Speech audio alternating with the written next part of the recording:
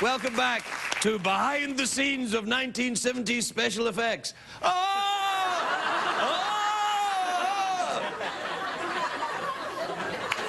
Where we blow the lid off stuff you already knew. My first guest tonight stars on the hit show House, which is on Monday nights on Fox. But it's actually good. No, it's good. It's good. Take a look at this. Hugh Laurie, everyone.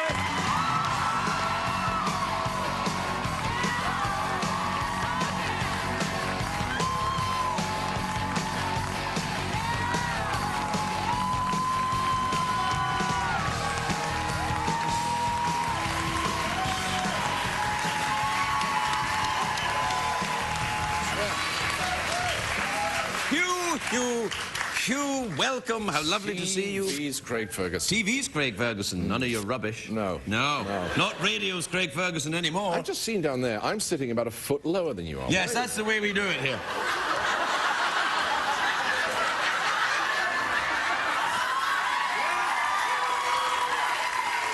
Go, you start. So,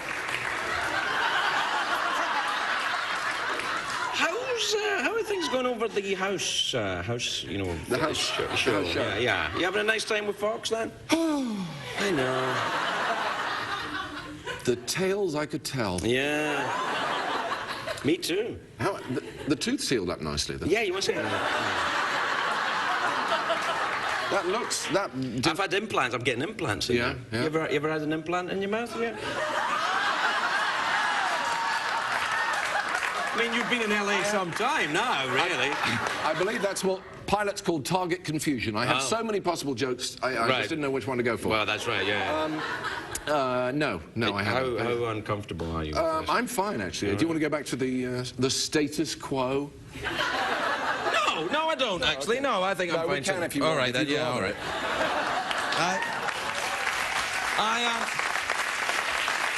Oh, now, sit up straight. Sit up straight. It's actually fine. Hugh, let me ask you a question.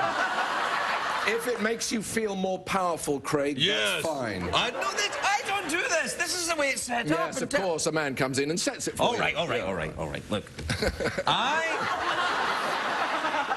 I was going to ask you how comfortable you were with all the success. It must be driving you crazy. You hate success and good times.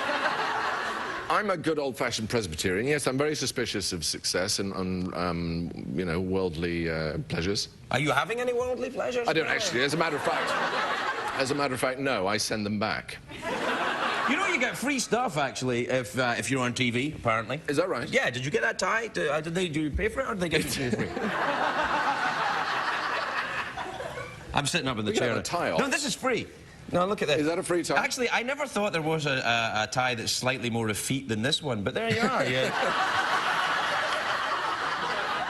But so confident am I in my sexuality, I thought I could carry it off. Yeah. What about all the sex symbol thing? That must be driving you nuts. The sex Yes, symbol? with the, you know, Dr. House, he's TV's sexiest doctor, he's the house we'd like in our underpants, all that stuff.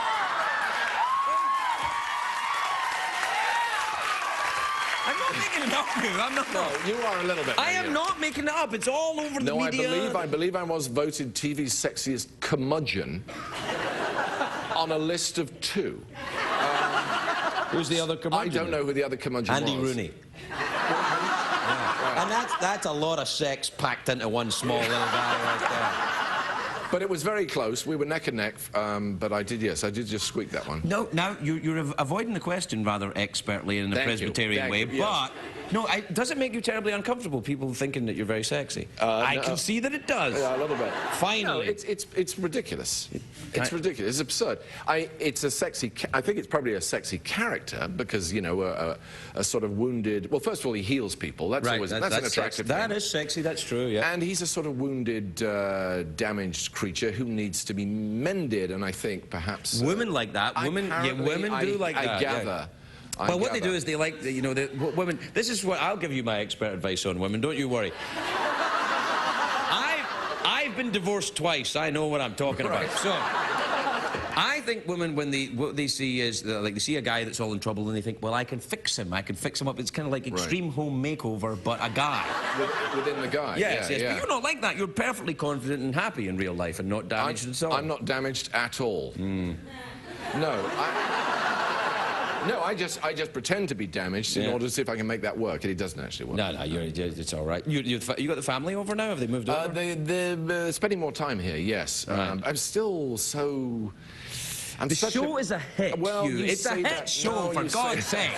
You're going to have to accept. But I'm still very suspicious of success, and I'm still thinking, oh, it's good. Any day now, it could all go horribly wrong, and we'll be back on a plane back to Blighty. Yeah, well, you know, you must have made a ton of money by now. You can go home and buy the damn place. I mean, that Fox, they pay money, son. They pay money. If they're not paying you, they're pulling some immigrant crap, because I'm telling you, you should get a lot of money for that thing you're doing. Well, clearly. I'm very handsomely rewarded. I have as many ties as I can eat. I know, I'm very, very well paid. It's ridiculous. Are you riding the motorcycle I around? certainly am, yes. I've stopped. Awaiting your call. Well, I've stopped riding the motorcycle around. Why is that? Because I've discovered airplanes. Unbelievable. Have you ever flown a little airplane? On an airplane. I have flown on an airplane. Oh, no, not a big one where you sit down and they come up and say, warm nuts, sir. Not those ones. Right. No, I'm just happy to be in first class. No, if ever. Make myself laugh. Come on, that's half the battle. I am so redundant. No. You are flying an airplane yourself? Little tiny airplane on my own. I love it. It's like a motorbike that goes in the sky. Yes, no, right. I mean, I have been on... in fact, I have taken the controls. In fact, I've taken the controls of a jet fighter. How about that? What? An RAF Tornado. I went up and they had a certain kind, which they're trainers, and they take up 2 people. Usually it's just one. And I vomited for about 45 minutes non-stop. Is that part of the training? Well, apparently pilots do it. They vomit a lot themselves, but it's pretty violent. But after about the 3rd vomiting, the pilot, his voice came over the intercom and he said, "If you're going to do that again, would you mind switching off your microphone?" He'd had to. Oh, man. It's not something you want to hear. But they do say, they warn you that if you don't get it in the bag, and they give you a lot of bags, but if you don't get it in the bag, they will make you have to clear it up. And it's not like clearing it up off this desk, it's like clearing it up... Which I've done often enough, let me tell you. It's like, it would be like clearing it up out of the back of a television. Oh, you know, no. You'd be there, yes, you'd be there wires with a toothbrush for a month. Oh, no, that's the awful bits of diced carrot in there. And...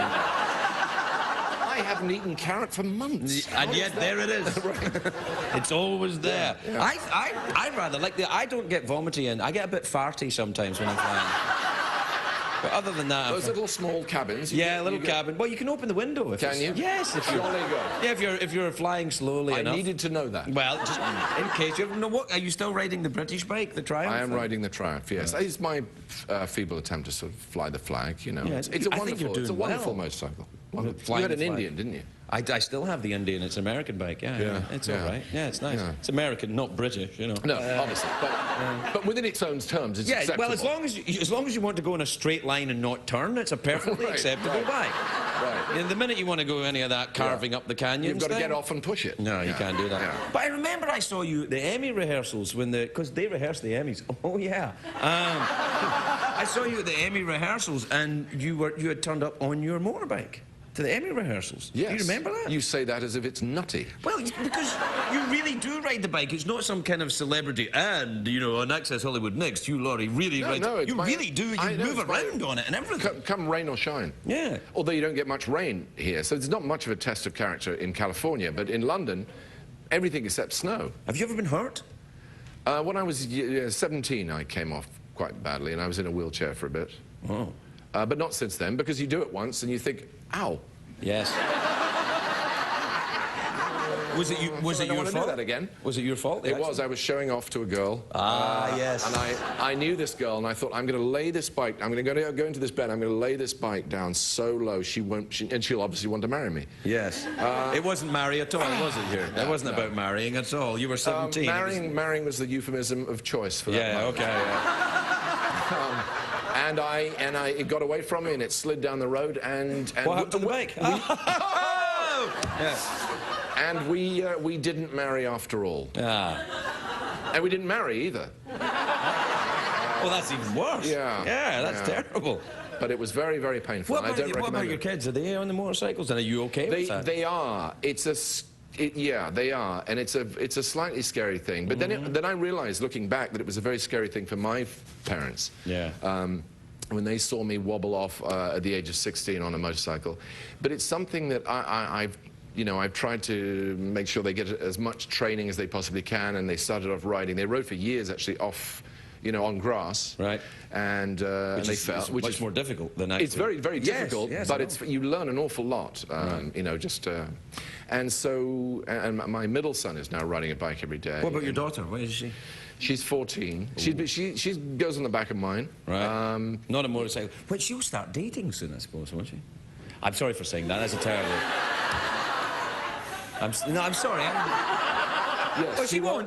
No, she won't be interested in boys or stuff. She's allowed to start dating on her 35th birthday. I think that's reasonable. Perfectly reasonable. I understand that. It's for her own good. I couldn't agree more. If I ever have a daughter, she'll in her 40s. On you go. Enjoy yourself. It is a worrying. It's a worrying prospect. Yeah. Yeah. Sorry about that. I know. Rather wish I hadn't brought it up. Yeah. So do I. Still, we are finished the entire thing, so we'll at least end on a kind of down. Yeah, that's nice. Nice. Yeah. I like the way you've sort of shaped the whole thing. Yeah. Well, I'm the master of the television interview, as you can tell. Yeah. Well, that's all we have time for, Hugh. Thanks. I think we've all learned something. Well, good. Hugh Laurie, everybody. We'll be right back with Michael Starr.